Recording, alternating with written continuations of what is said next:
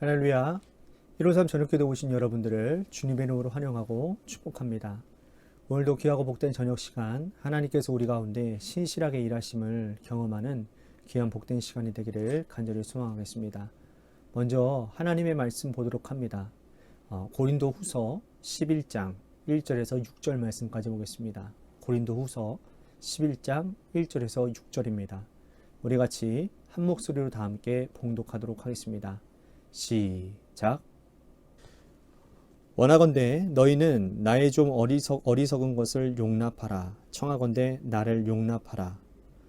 내가 하나님의 열심으로 너희를 위하여 열심을 내노니 내가 너희를 정결한 처녀로 한 남편인 그리스도께 드리려고 중매함이로다.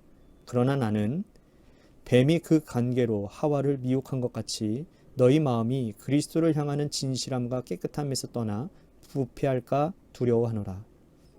만일 누가 가서 우리가 전파하지 아니한 다른 예수를 전하거나 혹은 너희가 받지 아니한 다른 영을 받게 하거나 혹은 너희가 받지 아니한 다른 복음을 받게 할 때에는 너희가 잘 용납하는구나. 나는 지극히 크다는 사도들보다 부족한 것이 조금도 없는 줄로 생각하노라. 내가 비록 말에는 부족하나 지식에는 그렇지 아니하니 이것을 우리가 모든 사람 가운데서 모든 일로 너희에게 나타내었노라. 아멘. 방송이나 신문지상에서요, 부역자 혹은 부역하다라는 말을 본 적이 있을 것입니다. 여기서 이 부역하다라는 이 말은 국가에 반역하는 일에 동조하거나 가담한다라는 뜻을 가지고 있습니다. 일제에 부역하다, 공산 정권에 부역하다라는 말로 사용할 수도 있죠. 일본 제국주의와 공산 정권에 부역한 사람들은 왜 그런 짓을 했을까요? 그들의 삶을 되돌아보면 이해될 법도 합니다. 그들은 일제 제국이나 아니면 공산 정권이 영원할 거라고 생각했기 때문이에요. 강한 군대를 가진 일본이 중국과 러시아를 대상으로 해서 승승장구를 했습니다. 그런데 그 일본 제국이 핵무기 한 방에 허무하게 막을 내릴지 누가 상상이나 했겠습니까? 공산 정권도 마찬가지입니다. 북한 공산 정권이 전쟁을 일으킬 때에 많은 사람들이 공산 정권에 부역을 했습니다. 그들의 배후에는 소련과 중국이 있었기 때문이었죠. 당시 소련은 동구권을 붉은 공산화 물결로 잠식을 했고 또 중국 공산 정권은 광활한 대륙을 정복을 했습니다. 그들의 배후가 있으니 이 나라가 공산화가 되는 것은 시간 문제라고 생각했을 것입니다. 하지만 그들의 생각대로 되지 않았죠. 세상에도 부역자들이 많이 있지만 여러분, 교회 안에도 있습니다. 바울은 교회 안에 있는 이 부역자들을 사단의 일꾼이라고 불렀습니다.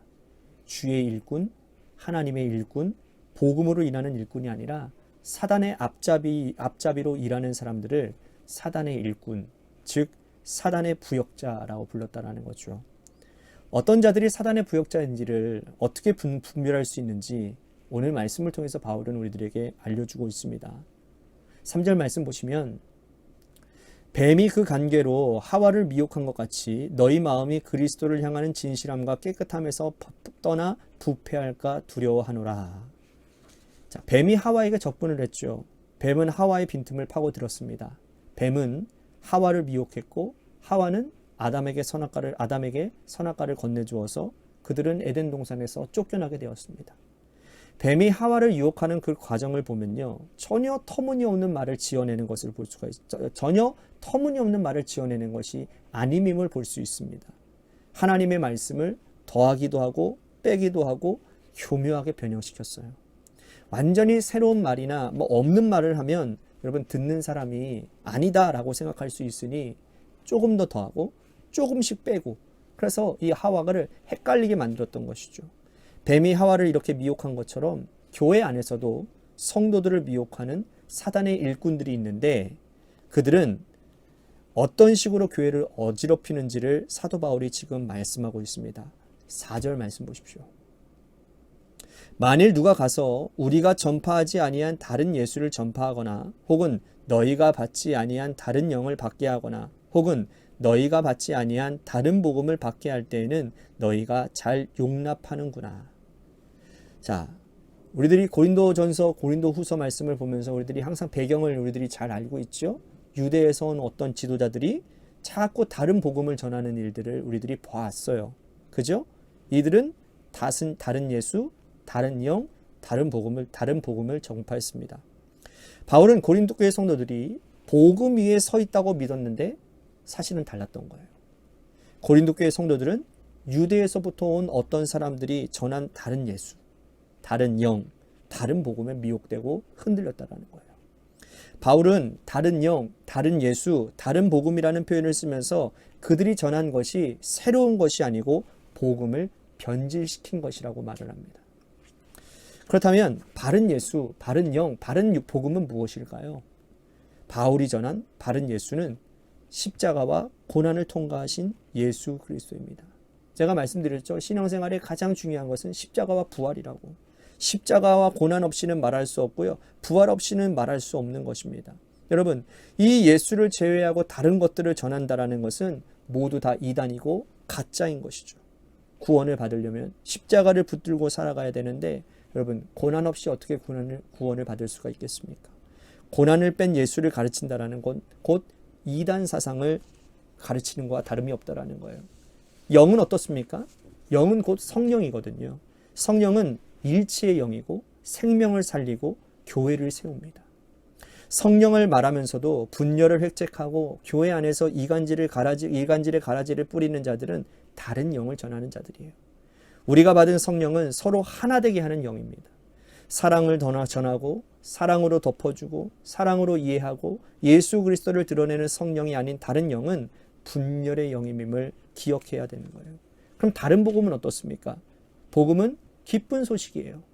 예수 그리스도를 통해서 죄와 죽음으로부터 구원받았다는 사실이 복음 아닙니까? 그런데 이 복음이 아닌 사람들이 좋아하는 말, 그것이 바로 다른 복음이에요. 예수를 믿으면 돈 많이 벌고 예수를 믿으면 소원이 이루어질 것이라고 말하는 자들은 다른 복음을 전하는 사단의 일꾼들이라는 겁니다.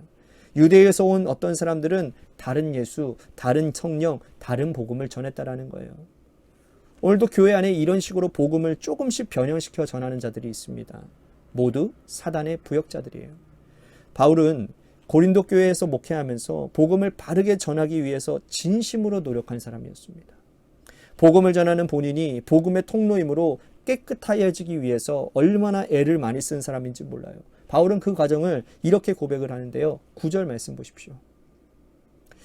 또 내가 너희와 함께 있을 때에 비용이 부족하였을 때 아무에게도 누를 끼치지 아니하였음은 마게도냐에서 온 형제들이 나의 부족한 것을 보충하였음이니라. 내가 모든 일에 너희에게 폐를 끼치지 않기에 위하여 스스로 조심하였고 또 조심하리라. 바울은 고린도 교회를 개척하면서 물질적인 문제의 어려움을 많이 겪었습니다. 그때 이미 자리 잡은 이 북쪽의 마게도니아 지역의 교회의 도움을 받게 됩니다.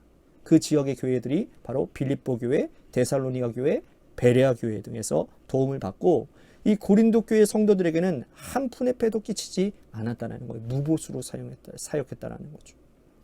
바울이 이제 와서 고백하는 이유는 뭡니까? 복음을 변형시키는 일을 하지 않았음을 강조하기 위함이라는 거예요. 바울 자신은 복음의 통로로 영혼을 소중하게 여기며 살아왔습니다. 하지만 유대에서 온 사람들은 어떤 사람들입니까? 사탄의 일꾼들이었어요. 그들의 삶은 어떠했는지 바울이 이렇게 적나라하게 묘사하고 있습니다. 자, 13절에서 15절 말씀 보십시오. 그 사람들은 거짓 사도요 속이는 일꾼이니 자기를 그리스도의 사도로 가장하는 자들이니라. 이것은 이상한 일이 아니니라. 사탄도 자기를 광명한 천사로 가장하나니 그러므로 사단의 일꾼들도 자기의 의의 일꾼으로 가장하는 것이 또한 대단한 일이 아니니라. 그들의 마지막은 그 행위대로 되리라. 사단의 일꾼들도요 의의 일꾼으로 가장을 한다라고 말을 합니다. 사단은 자신을 광명한 천사로 가장을 하는데 우리들이 어떻게 그들을 분별할 수 있겠습니까? 예수 그리스도께서 하신 말씀을 붙잡으면 여러분 구별할 수 있어요. 주님은 그들의 열매로 그들을 알리라 라고 마지막 절에 말씀을 하죠. 열매를 자세히 살펴보면 이분이 의의 일꾼인지 사단의 일꾼인지를 알 수가 있다는 거예요. 열매는 뿌리에서 시작된다고 제가 말씀드렸죠. 그 사람의 뿌리가 예수 그리스도에 박혀 있다면 그리스도의 의의 열매를 맺게 될 거예요. 성령의 9가지 열매를 맺게 될 것입니다. 하지만 뿌리가 다른 복음이 있다면, 거짓 예수를 전하고 있다면 열매는 옳지 못하겠지요. 교회 안에서 일하는 자들이 사단의 일꾼인지 의의 일꾼인지를 분별하는 몫은 우리에게 달려 있습니다. 우리 스스로가 의의 일꾼이 되어야 되면 물론이고, 또 교회를 어지럽게 하고 분열을 획책하는 자들의 열매를 살피는 분별력이 반드시 있어야 된다는 거예요. 오늘도 이 말씀 붙잡고 어지러운 세상 가운데서 의의 일꾼들이 되어 하나님의 기쁨과 영광을 나타내는 귀한 복된 그런 성도님들 다 되시기를 주님의 이름으로 간절히 축복하겠습니다. 오늘 말씀 생각하면서 우리 같이 기도했으면 좋겠습니다. 악한 사단의 부역자가 되지 않겠습니다. 그리스도 안에서 주의 일들을 열심히 감당하는 일꾼이 되겠습니다. 또한 그런 교회가 되기를 원합니다 라고 나 자신과 교회를 위해서 간절히 기도했으면 좋겠고요. 또한 재개발을 위해서도 여러분들 기도해 주시기를 바라고, 또한 육신의 질병으로 고통당하는 분들을 위해서 여러분들 기도해 주시기를 바랍니다. 마지막으로 여러분들의 삶의 자리와 여러분들의 자녀들을 위해서 기도하시다가 이 시간 돌아가시기를 바랍니다. 노래 끝날 때까지 우리 같이 합심하여 기도하도록 하겠습니다. 기도하시겠습니다.